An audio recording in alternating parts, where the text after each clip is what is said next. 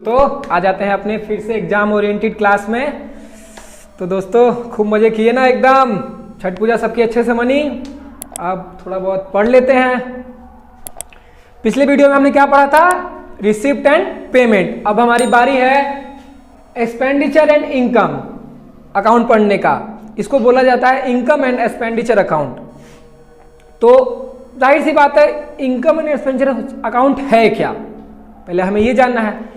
Income and expenditure account होता क्या है, किस नेचर का है, कौन सा आइटम आता है इसके अंदर, ये सब हमें जानना है। पहली बात कि इसके अंदर ये एक नॉमिनल नेचर का अकाउंट है। क्या दोस्तों? ये एक नॉमिनल नेचर का अकाउंट है। इसको अच्छे से आप याद कर लेना कि ये नॉमिनल नेचर का अकाउंट है। क्यों? क्योंकि ये एक नंबर का जरूर पूछता है पेपर में। दूसरा बात, ये पीएल अकाउंट जैसा बनता है, ये याद रखना। और इसमें जो भी खर्चे होते हैं वो ड्यूरिंग द ईयर के होते हैं। इसमें जो भी खर्चे होते हैं आपके वो ड्यूरिंग द ईयर के होते हैं। दूसरा बात, ये रेवेन्यू नेचर का है। जितने भी रेवेन्यू नेचर के आइटम होंगे वो सारे के सारे इस इनकम एंड एक्सपेंडिचर अकाउंट में आएंगे।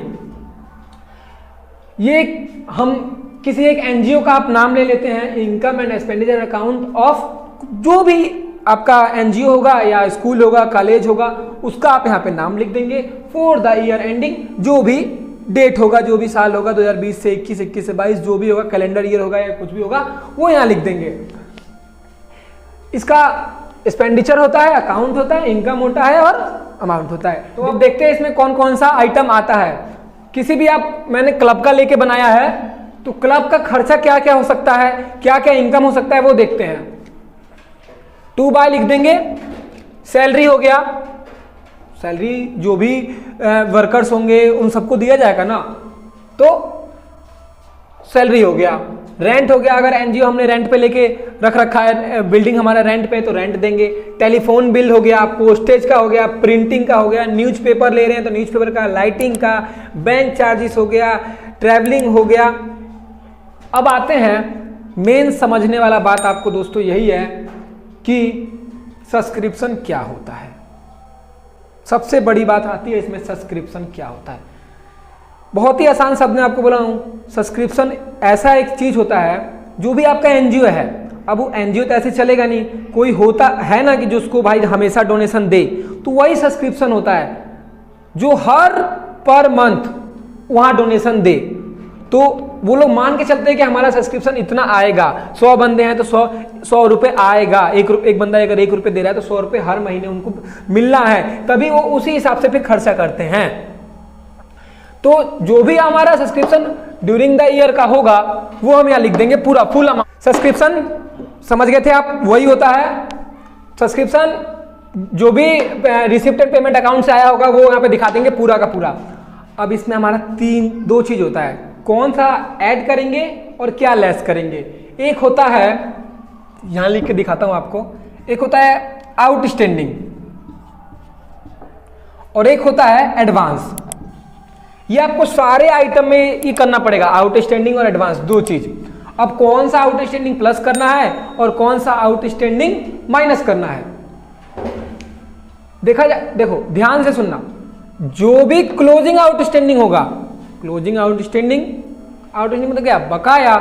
जो भी बकाया, लास्ट का बकाया, इसका मतलब क्या है? वो हमारा हमने उधार लिया तभी तो लास्ट में बकाया है, शुरू में तो बकाया होगा नहीं। तो अगर शुरू का बकाया होगा, ओपनिंग आउटस्टैंडिंग होगा तो माइनस कर देंगे, और अगर क्लोजिंग आउटस्टैंडिंग होगा तो प्लस कर देंगे। क्योंकि कोई आप किसी से उधार लोगे तो जो भी बकाया आपका शुरू में तो बकाया थोड़ी है, शुरू में अगर बकाया होगा तो लास्ट का बकाया होगा, पिछले साल का बकाया होगा, तो उसको आप ओपनिंग अगर आउटस्टैंडिंग होगा तो माइनस कर देंगे, और अगर क्लोजिंग होगा तो उसको प्लस कर देंगे। अब आते हैं एडवांस पे। अब शुरू में आप किसी से एडवांस ले रहे हैं तो ओपनिंग एडवांस प्लस कर लेंगे, क्लोजिंग एडवांस माइनस कर देंगे। ये आप इनर कॉलम में दिखाएंगे, ये आप इनर कॉलम में सारा अमाउंट दिखाएंगे और इसको टोटल करके आप बाहर कॉलम में निकाल देंगे, हो गया। ये जो आपका होगा ये होगा सब्सक्रिप्शन ड्यूरिंग द ईयर। अब डोनेशन हमें मिलता है, इनकम है। एंट्रेंस फी इनकम है। लॉकर रेंट इनकम है। अगर मान लो एनजीओ है लाइब्रेरी का तो लॉकर लेते हैं रेंट पे, उसका पेमेंट मिल रहा है तो लॉकर रेंट। गवर्नमेंट ग्रांट, आपके मन में आएगा कि सैलरी कहां से देंगे जब नॉट फॉर प्रॉफिट ऑर्गेनाइजेशन है, तो यही गवर्नमेंट ग्रांट से, गवर्नमेंट पैसा देती है उसे गवर्नमेंट ग्रांट कहते हैं, वहां से देंगे। बैंक में हमने कहीं पैसा इन्वेस्ट कर रखा है एनजीओ का, उससे हमें इंटरेस्ट आया तो इंटरेस्ट ऑन इन्वेस्टमेंट। अब देखिए इतना तो हो गया।